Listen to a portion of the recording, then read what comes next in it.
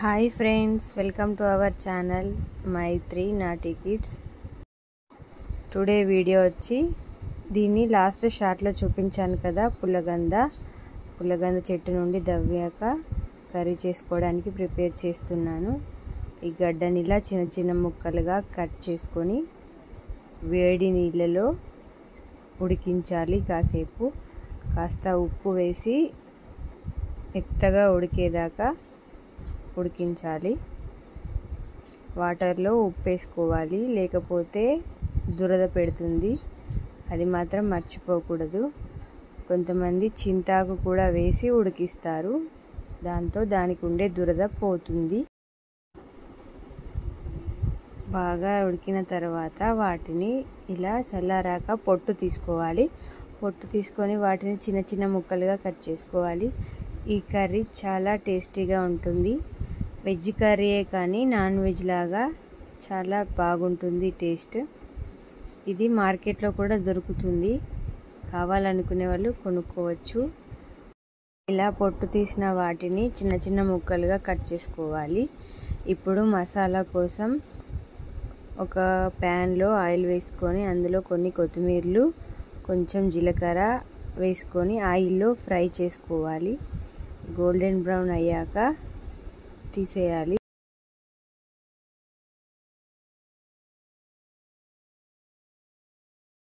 అలాగే ఒక ఆనియన్ని కట్ చేసుకొని మిక్సీ గిన్నెలో వేసుకున్నాను. అందులోనే ఈ కొత్తిమీరలు, జీలకర్ర కూడా వేసుకొని మిక్సీ పట్టుకోవాలి. ఫైన్ పేస్ట్ లాగా పట్టుకోవాలి. ఇప్పుడు ఆ కట్ చేసుకున్న ముక్కలని ఆయిల్లో ఫ్రై చేసుకోవాలి.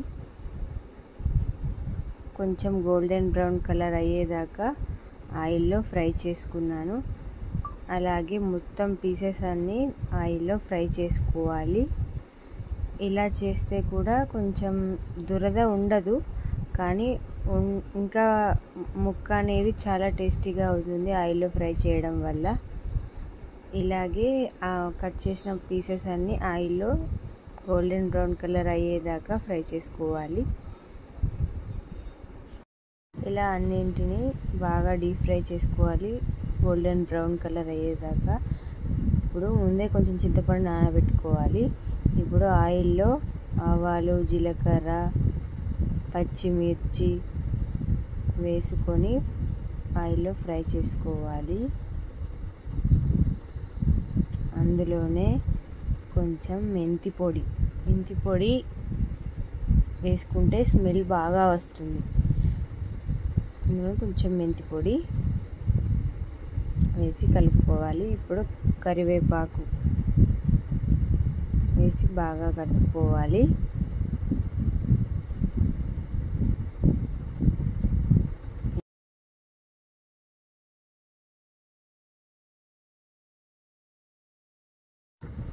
ఇప్పుడు ఇందులోనే కొంచెం కొత్తిమీర పొడి. ఇది పచ్చి కొత్తిమీర పొడి, అదేమో వేయించిన కొత్తిమీరలు, రెండు వేరువేరే. ఇప్పుడు బాగా కొత్తిమీర పొడిని ఆయిల్లో ఫ్రై చేసుకోవాలి. ఇప్పుడు ఇందులోనే రుచికి సరిపడా కారం, అలాగే ఉప్పు కూడా వేసుకొని కలుపుకోవాలి. ఆయిల్లోనే ఫ్రై చేసుకోవాలి.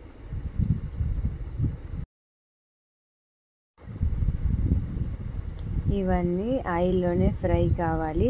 ఈ కర్రీకి కొంచెం ఆయిల్ ఎక్కువే పడుతుంది, కాకపోతే కర్రీ మాత్రం చాలా బాగుంటుంది. నాన్ వెజ్ కర్రీ లాగా ఉండే వెజ్ కర్రీ నిజంగా చాలా బాగుంటుంది. టేస్ట్ చేపల పులుసు టేస్ట్ వస్తుంది, నాకలా అనిపిస్తుంది. ఇప్పుడైతే ఆ ముందుగా గ్రైండ్ చేసుకున్న మసాలా పేస్ట్ వేసి కలుపుకోవాలి దాన్ని కూడా. ఇప్పుడు ఆ ఫ్రై చేసిన పీసెస్ కూడా వేసుకొని ఆ మసాలాలో కలుపుకోవాలి.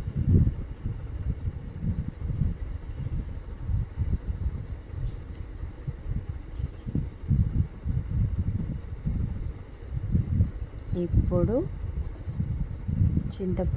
నానబెట్టిన చింతపండుని పిసికి ఆ రసాన్నంతా కర్రీలో పోసుకోవాలి. ఇది నల్లగా ఉంది, ఇది పాత చింతపండు. పాత చింతపండు అయితే ఇంకా చాలా టేస్టీగా ఉంటుందని మా అమ్మ చెప్తుంది. ఇది మా అమ్మ రెసిపీ. ఇందులో మీరు నల్లగా ఉందని అనుకోవద్దు, అది పాత చింతపండు. అలా ఉంటేనే టేస్ట్ ఉంటుందట.